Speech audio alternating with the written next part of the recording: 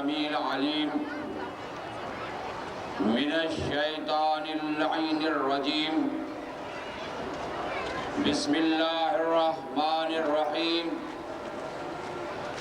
الحمد لله الذي لا يفره المنع والجمود ولا يبديه الإعطاء والجود إذ كل موت منتقص سواه وكل مانع مذموم ما خلا هو الأول لم يزل والباقي بلا أجل جلت عظمته والصلاة والسلام على سيد الأنبياء والمرسلين وخاتم النبيين سيدنا ومولانا أبي القاسم محمد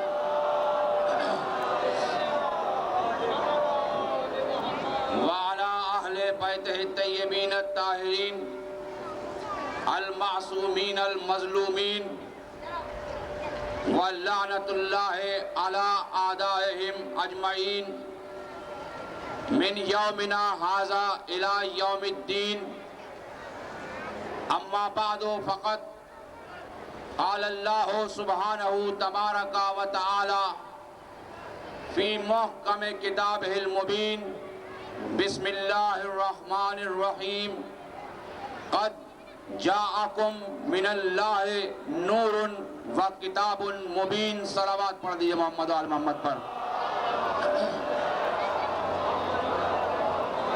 عزیزان محترم وقت کی کمی کو پیش نظر رکھتے ہوئے انتہائی اختصار کے ساتھ کچھ عرض کرنا چاہ رہا ہوں اس امام بارگاہ میں عنوان گفتگو نظام مصطفیٰ ہے اور سلسلہ مجالس کی یہ 5ویں نشست ہے ارشاد رب العزت ہو رہا ہے قد جاءکم من اللہ نور و کتاب مبین اللہ کی جانب سے تمہارے پاس ایک نور آیا اور ایک کتاب مبین آئی توجہ چاہتا ہوں حضرات کی ایک اللہ کی جانب سے نور آیا اور ایک کتاب مبین آئی تو اللہ نے کتاب کے ساتھ نور کو بھیجا اس لیے کہ کتاب خود کچھ کہہ نہیں سکتی جب تک نور اس کے ساتھ نہ ہو توجہ چاہتا ہوں کتاب خود کچھ نہیں کہہ سکتی جب تک نور اس کے ساتھ نہ ہو تو اللہ نے رسول پر جب کتاب نازل کی تو کتاب کو سمجھانے والا ایک نور کتاب کے ساتھ بھیجا کہ اگر کبھی کتاب کو سمجھنے کی ضرورت پیش آ جائے تو یہ نور کتاب کے ساتھ بھیج رہا ہو یہ بتائے گا کہ کتاب کیا کہتی ہے پر محمد آل محمد پر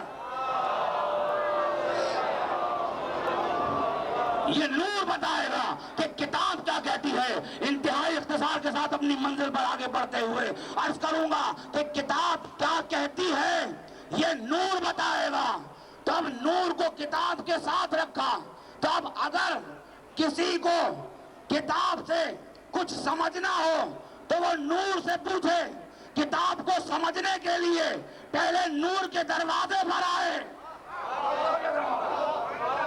بھئی کتاب کو سمجھنے کے لیے نور کے دروازے پر آئے جب تک در آل محمد پہ آئے گا نہیں اس وقت تک کتاب سمجھ میں نہیں آئے گی محمد آل محمد پر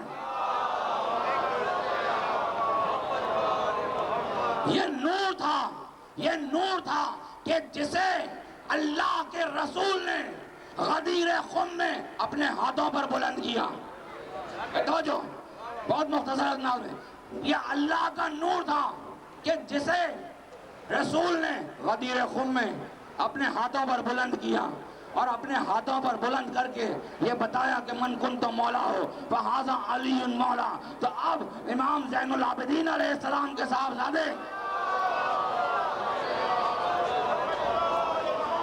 زید شہید نے کہا بابا یہ آپ کے جد رسول نے ہمارے جد رسول نے علی کو غدیر خم میں دونوں ہاتھوں پر بلند کر کے کہا تھا من کنت مولا ہو فہذا علی مولا. تو بابا یہ کیا ضرورت پیش آئی تھی, توجہ چاہتا ہوں, کیا ضرورت پیش آئی تھی کہ رسول نے اپنے ہاتھوں پر بلند کر کے کہا بھائی بابا رسول علی کو اپنے قریب بٹھا لیتے, توجہ چاہتا ہوں, رسول علی کو اپنے قریب بٹھا لیتے, کہہ دیتے یہ میرا مولا ہے. بھائی توجہ نہ محترم, بھائی کہہ دیتے یہ میرا مولا ہے, اپنے قریب کھڑا کر لیتے, کہہ دیتے یہ میرا مولا ہے, اپنے برابر میں بٹھا دیتے, کہہ دیتے یہ میرا مولا ہے. یہ ہاتھوں پر بلند کرنے کی ضرورت کیوں پیش آئی؟ تب میرے مولا نے اپنے بیٹے کو جواب دیا کہ یہ اللہ کے رسول نے بلند نہیں کیا, ارے علی کو اللہ نے بلند کیا.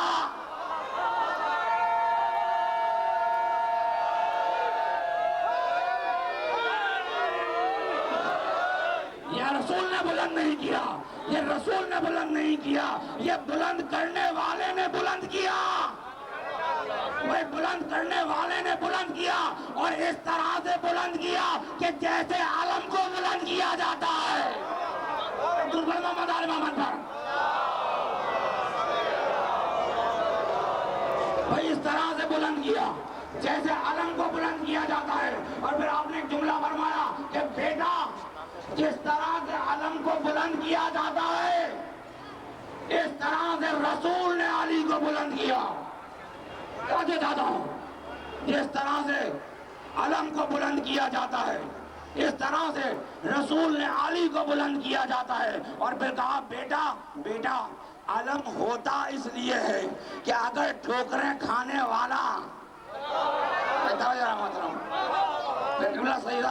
بھائی علم ہوتا اس لیے ہے کہ ٹھوکریں کھانے والا اگر راہ گزر سے بھٹک جائے تو علم کو دیکھ کر سمجھ جائے. بھائی توجہ, بھائی اگر ٹھوکریں کھا کر گزر جائے, راہ گزر سے بھٹک جائے تو علم دیکھ کر سمجھ جائے. بھائی توجہ چاہتا ہوں, بھائی علم دیکھ کر سمجھ جائے کہ حق کا راستہ یہ ہے.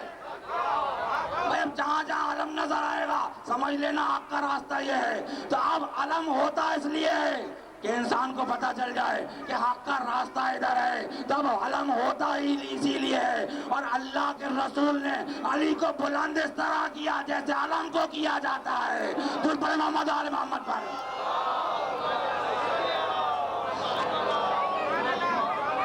جیسے علم کو بلند کیا جاتا ہے. اور اب ایک منظر وہ ہے کہ احد کا میدان ہے.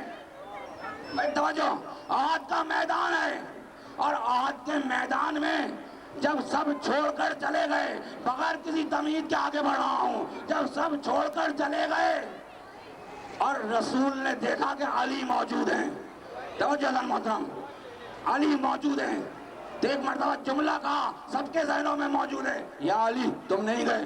ایک نتیجہ فکر دینا چاہ رہا ہوں, یا علی تم نہیں گئے. کہا یا رسول اللہ ایمان کے بعد کفر اختیار کر لیتا. بھائی توجہ, ایک بہت تاریخی جملہ کہنا چاہ رہا ہوں یہاں پر. یا رسول اللہ کیا ایمان کے بعد کفر اختیار کر لیتا؟ ایک مرتبہ میری سمجھ میں جو یہ جملہ آیا وہ یہ تھا کہ علی نے کہا کہ ایمان کے بعد کفر اختیار کر لیتا, یعنی جو رہ گیا وہ مومن, جو چلے گئے وہ کافر.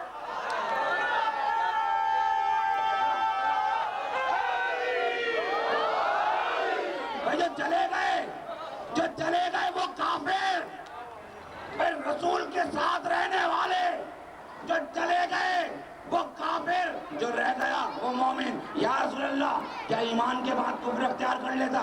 پتہ چلا کہ علی مومن تھا, بھاگنے والے کافر تھے. دنیا یہ سوال کرتی ہے, آؤ آج مجھے جواب دو, مجھے بھی پوچھنے کا حق ہے. دنیا یہ سوال کرتی ہے کہ ابو طالب نے کلمہ پڑھا کب تھا, ابو طالب مسلمان کب تھا؟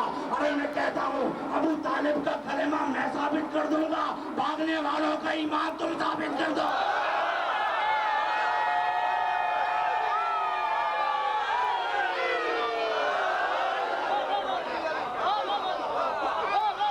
بھاگنے والوں کا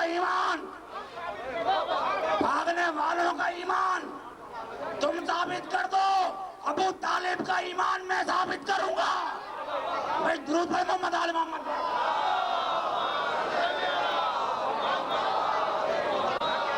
ابو طالب کب بھاگے؟ ابو طالب کہاں سے بھاگا؟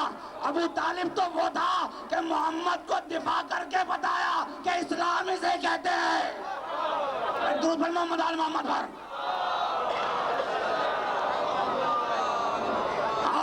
آؤ ذرا بھاگنے والوں کا ایمان تو ثابت کرو۔ بھئی جتنے اوقات میں بھاگے مجھے بتاؤ کہ کلمہ پڑھا تھا بعد میں یا نہیں؟ توجہ، بہت بڑا جملہ کہہ کر جا رہا ہوں۔ اوقات میں بھاگنے والے جب بھاگے تو واپس تو آئے، کیا رسول کے سامنے کلمہ پڑھا تھا یا نہیں پڑھا تھا؟ بھائی توجہ، کلمہ پڑھا تھا یا نہیں پڑھا تھا؟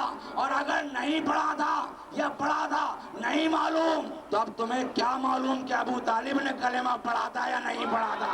بھائی درود پڑھ محمد آل محمد پر۔ بھائی پہلے اپنا ایمان تو ثابت کرو، پھر دوسروں کا ایمان پوچھو۔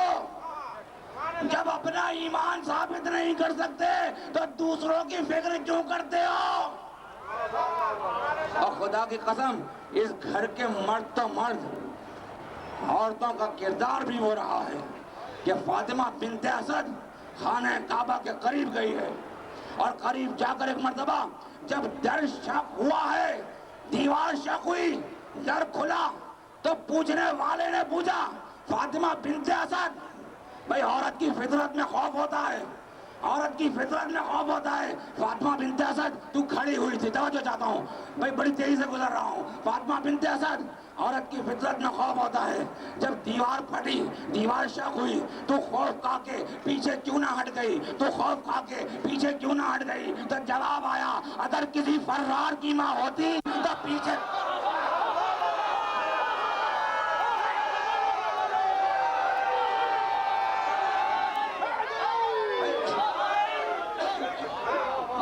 کسی فرار کی ماں ہوتی تو پیچھے ہٹتی، ارے کرار کی ماں تھی، اندر چلی گئی۔ تو بھائی محمد آل محمد پر۔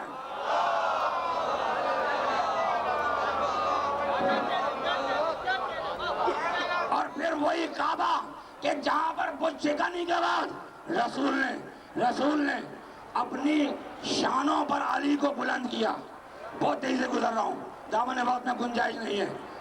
رسول نے اپنے شانوں پر علی کو بلند کیا، تب بلند کر کے بت شکنی ہو رہی ہے، تب بلند کرنے والے نے علی کو بلند کیا، اب بت شکنی ہو رہی ہے۔ بہت توجہ چاہتا ہوں، بہت شکر گزار ہوں آپ حضرات کی توجہات کا۔ اب بت شکنی ہو رہی ہے، علی شان رسالت پہ چڑھے اور چڑھ کر ایک مرتبہ بتوں کو توڑا، تب اس جملے کو، اس منظر کو خواجہ فرید الدین عطار نے بیان کیا۔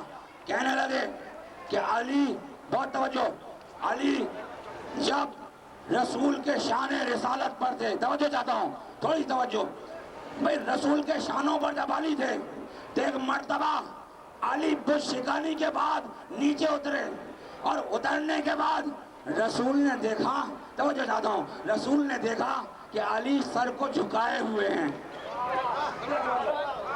رسول نے دیکھا علی سر کو جھکائے ہوئے ہیں۔ ایک مرتبہ علی سے پوچھا رسول نے کہ علی سر کو جھکائے ہوئے کیوں ہو؟ تو کہنے لگے یا رسول اللہ، مجھے ندامت ہوتی ہے، مجھے شرم آتی ہے کہ آپ کے شانے میرے قدم۔ تو اب رسول نے کہا اے بوستان حل عطا، اے علی، اے امیر المومنین، نہ شرمانے کی بات ہے، نہ گھبرانے کی بات ہے، نہ ڈرنے کی بات ہے، ارے تیرے قدم تھے، میرے کاندھے تھے، بھائی تیرے شانے تھے، میرے قدم تھے۔ علی آج میں تجھے وہ منظر بتا دوں کہ تو چڑھا کیسے تھا۔ بھائی توجہ، یہیں سے گفتگو ختم کروں گا۔ بھائی تو چڑھا کیسے تھا؟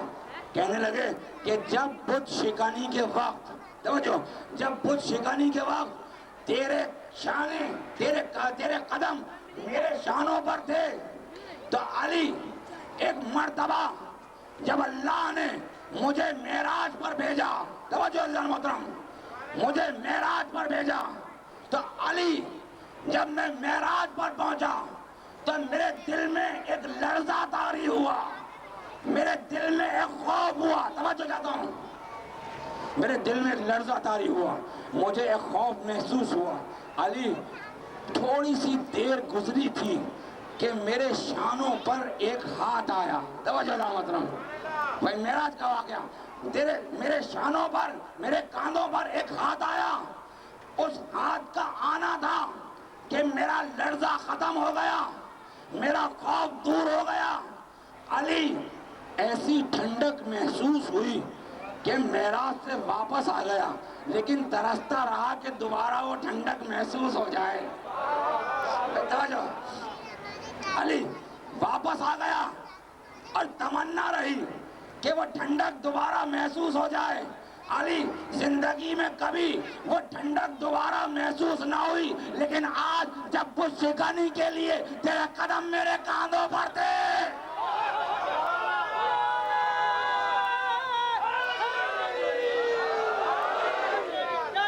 علی آج جب تیرے قدم میرے کاندھوں پر تھے، تو آج مجھے پتا چلا کہ اس ہاتھ کی ٹھنڈک اور تیرے قدموں کی ٹھنڈک وہی تھی۔ تو بڑے محمد آل محمد پر